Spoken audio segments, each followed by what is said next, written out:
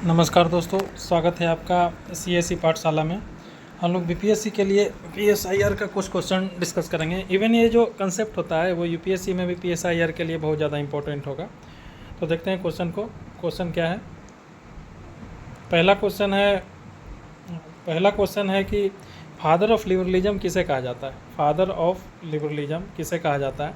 तो ये हम लोग अब रूसो के बारे में भी डिस्कस कर चुके हैं, हॉब्स के बारे में डिस्कस कर चुके हैं, मैकियावेली के बारे में डिस्कस कर चुके हैं, प्लेटो के बारे में भी डिस्कस कर चुके हैं, एरिस्टोटल के बारे में डिस्कस कर चुके हैं। अब जो क्वेश्चन है वो क्वेश्चन जो है वो जॉन लॉक पे है। तो फादर ऑफ लिबरलिज्म किसे कहा जाता है? तो father of liberalism John Locke को कहा जाता है।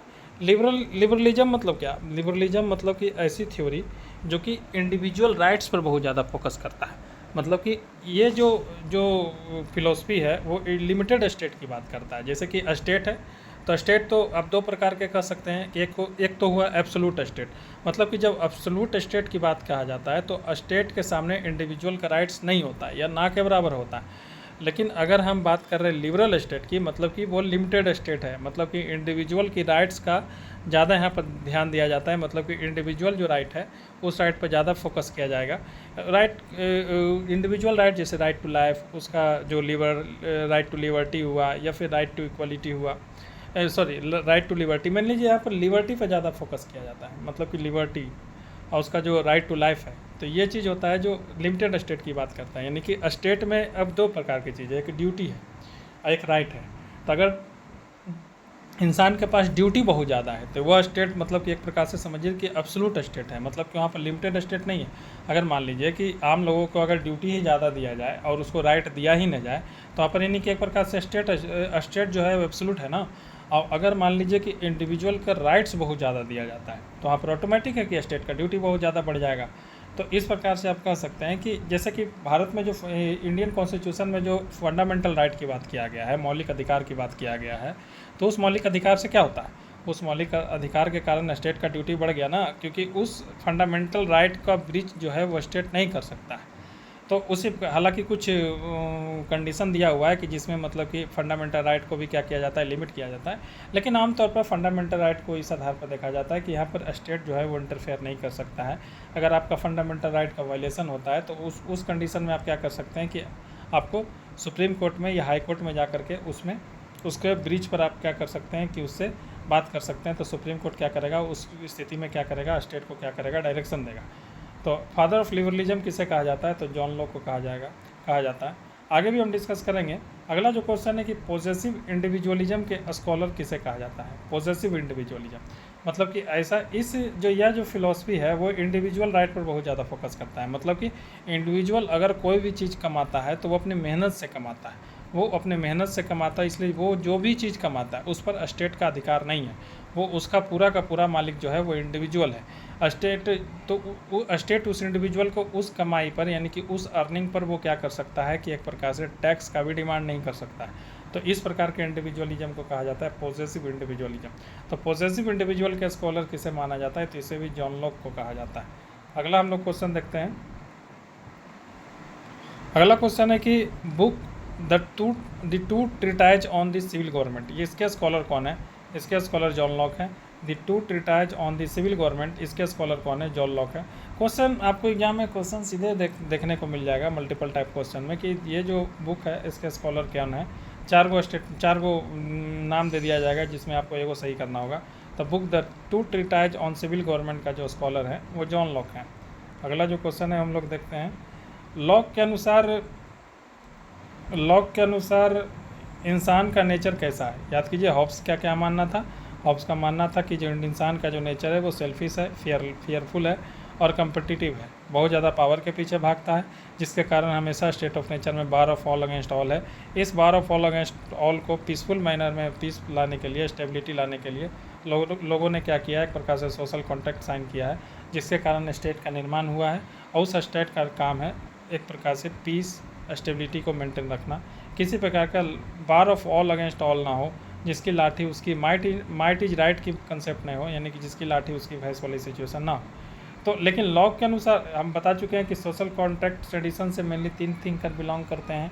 एक हॉब्स हैं, दूसरा जो है वो रूसो बताए थे। अब जो है वो लॉक के बारे में हम डिस्कस कर रहे हैं। लॉक के अनुसार जो इंसान का नेचर है वो रेशनल है और सेल्फ इंटरेस्टेड तो है, लेकिन वो इनलाइटन सेल्फ इंटरेस्टेड है। यानी कि एक प्रकार से लॉक के अनुसार सीधे पता चल रहा है कि जो स्टेट ऑफ नेचर जो इनके अनुसार होगा वो पीसफुल होगा, इनोसेंस होगा। क्यों? क्योंकि इंसान रेशनल है, इनलाइटन सेल्फ इंटरेस्ट के पीछे भाग रहा है। मतलब कि वो सीख ठीक है, सेल्फ इंटरेस्ट तो ऐसा हो, लेकिन वायलेंस के आधार पर सेल्फ इंटरेस्ट को पूरा ना किया जाए, बल्कि रेशनलिटी के आधार पर कि हाँ जो चीज़ हम मेहनत करके कमाएं उसी पर मेरा हक है। ज़्यादा जो चीज़ हम एक प्रकार से हिंसात्मक रूप से वो दूसरे चीज़ों को हम क्या कर सकते हैं, ग्रैब नहीं कर सकते। तो इसको कह सकते हैं इनलाइटन सेल्फ इंटरेस्ट के, जो लॉ के अनुसार इंसान का जो नेचर है वो रेशनल है और इनलाइटन सेल्फ इंटरेस्टेड है। अगला जो क्वेश्चन है, लॉक के अनुसार स्टेट ऑफ नेचर कैसा है। हम पहले बता चुके हैं कि जब इंसान का जो नेचर है वो रेशनल है, इनलाइटन सेल्फ इंटरेस्ट है, यानी कि एक प्रकार से जब चीज़ें सही ढंग से चल रही है, लोगों के बीच में किसी प्रकार की लड़ाई झगड़ा नहीं है, एक प्रकार से लोग एक दूसरे के राइट को ध्यान में रखना जानते हैं, क्योंकि सभी के पास एक प्रकार से पोसेसिव इंडिविजुअल राइट है। तो ऐसी सिचुएशन में तो जो स्टेट ऑफ नेचर है वो स्टेट ऑफ ब्लिस हुआ ना, यानी कि एक प्रकार से पीसफुल होगा इनके अनुसार और इनोसेंस होगा। हम लोग आगे डिस्कस करेंगे कि आखिरकार जब ये कंडीशन था ही तो फिर स्टेट ऑफ नेचर में जब पीसफुल था, इनोसेंस था, तो फिर ऐसी कंडीशन में स्टेट का निर्माण की क्या ज़रूरत पड़ा। तो हम आगे डिस्कस करेंगे कि आखिरकार ऐसा लॉक क्यों मानते हैं, क्यों उनके अनुसार स्टेट ऑफ नेचर में क्या स्थिति खराब हुई जिसके कारण स्टेट का निर्माण की ज़रूरत पड़ा। आगे हम लोग क्वेश्चन देखते हैं। अब करंट का क्वेश्चन है कि सुप्रीम कोर्ट ने पीरियड हेल्थ को कौन से आर्टिकल के अंतर्गत फंडामेंटल राइट घोषित किया है, यानी कि मौलिक अधिकार घोषित किया है।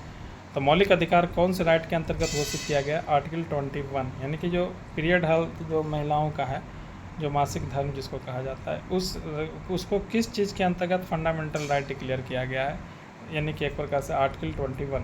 अगला क्वेश्चन हम लोग देखते हैं।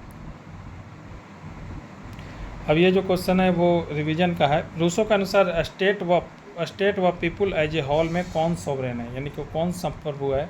हम पहले बता चुके हैं कि हॉब्स के अनुसार स्टेट जो है उसके पास एब्सोल्यूट सोवरिटी है, मतलब कि एब्सोल्यूट है, लेकिन रूसो के अनुसार मानना है कि स्टेट जो है, स्टेट के पास एब्सोल्यूट सोवरिटी नहीं है, बल्कि पीपुल एज ए होल जो है वो सोवरेन है। मतलब कि एक प्रकार से पीपुल ने स्टेट का निर्माण इसलिए किया है ताकि उसको लिबर्टी मिल सके, फ्रीडम मिल सके, जो जिस प्रकार से कन्फ्लिक्ट आया उस कन्फ्लिक्ट को ख़त्म किया जा सके। लोग जो है वो एक्चुअल विल के अनुसार जो काम कर रहे हैं वो रियल विल के अनुसार काम कर सकें। मतलब कि एक प्रकार से जो लोग हैं वही एज ए होल जो है वो सोवरेन है। इसमें वो ये भी बात बताते हैं कि लोगों का जो है वो इसके लिए कानून बनाने में, पॉलिसी बनाने में, चीज़ों में लोगों को क्या करना होगा, पार्टिसिपेट करना होगा। यानी इसी से आपको क्या मिलेगा, डायरेक्ट डेमोक्रेसी और पार्टिसिपेटरी डेमोक्रेसी की झलक मिलेगी। इन्होंने एक प्रकार से पॉपुलर सोवरिटी का भी कंसेप्ट किया था। पॉपुलर सोवरिटी मतलब कि पीपुल एज ए होल जो है वो सोवरेन है, ना कि स्टेट जो है वो सोवरेन है। इसके अलावा जनरल विल का, आम इच्छा का कंसेप्ट भी दिया था, जनरल विल का भी कंसेप्ट दिया था। जनरल विल का कंसेप्ट मतलब क्या, जो लोग हैं, जो लोग स्टेट का निर्माण इसलिए किए हैं ताकि स्टेट जो है वो लोगों को आज़ादी दिलाने में मदद करे, फ्रीडम को अचीव करवाने में मदद करे। स्टेट ऐसा कानून नहीं बना सकता जिससे पूरे लोगों को क्या हो, नुकसान हो। स्टेट लोग जिस प्रकार का कानून बनाए हैं पार्टिसिपेशन के द्वारा, उसी कानून को इम्प्लीमेंट करने की कोशिश करेगा स्टेट। इवन वो रूसो हिंसा की बात इसलिए करते हैं कि अगर मान लीजिए कि कानून को इम्प्लीमेंट करवाने में परेशानी उत्पन्न करता है, तो उसमें स्टेट जो है वो हिंसात्मक रूप से उस कानून को इन्फोर्स करवाएगा उस आदमी से, ताकि वो उसको आज़ादी दिलवाया जा सके। क्यों? क्योंकि पीपल ने ऐसा कानून ही बनाया जिससे उनको ज़्यादा से ज़्यादा आज़ादी मिले। अब मान लीजिए कि अब वो कोई अगर एक कानून का वायलेशन कर रहा है, यानी कि उसको मानने से मना कर रहा है, यानी कि वो अपने आज़ादी को कंप्रोमाइज़ कर रहा है ना, तो उसको आज़ाद करवाने के लिए, आज़ादी देने के लिए, लिबर्टी देने के लिए स्टेट उस कानून को क्या करेगा, इन्फोर्स करने की कोशिश करेगा। तो रूसो के अनुसार स्टेट व पीपुल एज ए होल में कौन सोवरेन है, तो पीपुल एज ए होल जो है वो सोवरेन है। तो ठीक है दोस्तों, आज के डिस्कशन में बस इतना ही है। मिलते हैं अगले डिस्कशन में, तब तक